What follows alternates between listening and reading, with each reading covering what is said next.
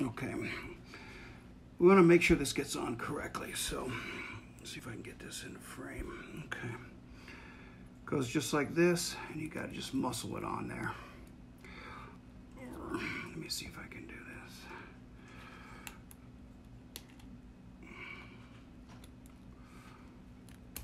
There. That should. You see that?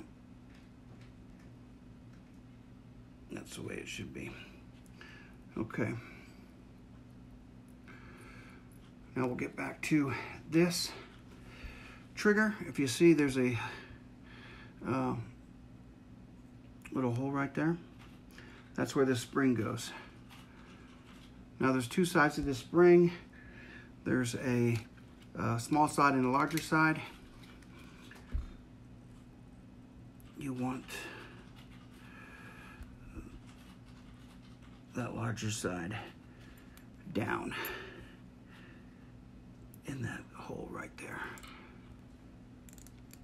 It's just gonna hold it like that. So what's gonna happen is this groove goes over the spring, and all this goes together like so. And there's going to be a pin that goes through here, holds it in place on the lower receiver. So let's, as these are assembled, let's move to the next step and get them into the lower receiver.